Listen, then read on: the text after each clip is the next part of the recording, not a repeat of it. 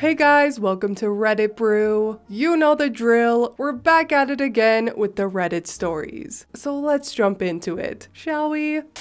Entitled landlord let entitled roommate use my room without my permission. Got his business shut down and the roommate kicked out. I am an Indian immigrant in Canada. All of this happened in a span of a month. I stayed in this house with the 7 to 8 fellow Indian women. Right off the bat, I was subjected to the hostility from 4 women. Let's call them mean women. These women are aged 19 to 25, but act like they're teens. I believe they're Indian Karens in the making. They want everyone in the house to worship them, praise them, and should bend their backs for them. And if someone doesn't do things their way, well, get ready to feel their wrath. That's what happened to me and a few other tenants. I noticed the mean women deliberately avoiding a few tenants, talking garbage behind their backs, and the most annoying of all, criticizing other tenants' chores around the house while not doing a good job themselves. After a snow day, we took turns in pairs of 2 to shovel the snow from the front porch and the driveway. The mean women chose the easiest part to shovel, leaving the part with black ice for the rest of us. Since most of us didn't have a clue about snow shoveling, we did it slowly and with difficulty. All the mean women did was stand by the porch and scoff at us while we try to crack the ice from the driveway, making comments about how they did better than us and that we're lazy. After a few incidents like this, I didn't want to associate with these rude girls. Whenever I saw them, I ignored them. They used to call the landlord to complain about other tenants, including myself, almost every day. Some of their complaints were laughable and annoying. For example, I was having breakfast when I suddenly got a call from work. In a hurry, I put the plate in the sink and went to my room to attend a call/urgent meeting. While I was in the online meeting, I got a text message from the tenants, which included the landlord. It was from one of the mean women. She sent a picture of my plate in the sink to the group, stating that some of the tenants were not following the hygiene rules in the house. I texted the group that it was my plate, and I didn't have time to wash the plate because I had to take an urgent call from work. I was going to wash the plate right after the meeting. She texted back that it's the duty of every tenant to clean up after their meals with no excuses. I sent back pictures of the table in the dining room and the stove, which was dirty with specks of dosa batter all over it with timestamps. I texted that the table had been like that for days and everyone in the house knew who made dosa that day. It was the mean women. I had to clean the dried batter from the table after the 3rd day of it sitting there. She had no problem with that, but suddenly had a problem when someone left a plate in the sink for no less than an hour. That angered the mean women. Later, when the landlord came to the house, they made a complaint against me that I was leaving dishes in the sink all the time. Their immature tactics wore down almost everyone in the house, and eventually, nobody spoke to them. They would mess with my things and tried to pick fights with me, but I would just shut my door in their face. When that happened, they would storm into my friend's room and scream at them. One fight was a few days before my party that I was about to hold in the study room. I thought of inviting them to end the animosity between us, but in the end, I decided not to invite them. I think this triggered them more because I heard one of the mean women screaming that she hated me. I didn't care. The last straw was when I left Canada for my wedding in India. I left the room under the care of my friend who was staying next door because my room didn't have a key to the lock. The day after I reached India, I got a call from my friend. She told me that one of the mean women is using my room. When I confronted her, she said she had permission from the landlord. I knew that the landlord had a partiality towards the mean women. I took it to the social media group, stating that no one can enter my room without my consent, even if the landlord allows them to. The landlord replied that his word is final, and if I have a problem, I can leave the house. I was so shocked, angry, angry and about to tear up. I replied that I am vacating my room by the end of the month. This was a start of a chain reaction. As soon as I revealed I was leaving, the mean women cheered. My friends called me to console me and offer their support. Knowing the bias of the landlord, the tenants, minus the mean women, decided to look for other accommodations too. Some of the tenants sent the screenshots of the conversation between the landlord and myself to their families in India. Parents, siblings, and spouses of the tenants called and texted the landlords to let him know their disappointment and their doubts about the safety of their loved ones in the house, now that the landlord said that he has the authority to let anyone stay in the house without the permission of the tenants. The landlord is also Indian and personally knew some of the families. I was still in India during this time, so I asked my friends to pack my things. They found another accommodations and will take my things to the new house with them before I get back to Canada. The landlord knew this would affect his business now that the news was slowly spreading around the area. He also got wind that more than half of the tenants were moving out within the month due to this issue. So, a few days after the incident, he came to the house to announce the closure of his business and that all remaining tenants have a month to clear out of the house. He apparently wanted to shift his business to a different part of the province. This news obviously didn't bother the tenants who already decided to move out, but it was certainly a shock to the mean women. They would never find cheap accommodations with a friendly landlord like this one ever again in one of the most expensive cities in Canada. I would have given anything to see their shocked faces when the landlord kicked them out. A reward to their entitlement. My friends joked that I became the legend who single-handedly shut down a man's business and forced a few nasty women to move out of their sweet accommodations within the first couple of months of being in Canada. I was sad and angry, but I'm glad it happened this way. Now my friends and I don't have to go through those women's BS anymore.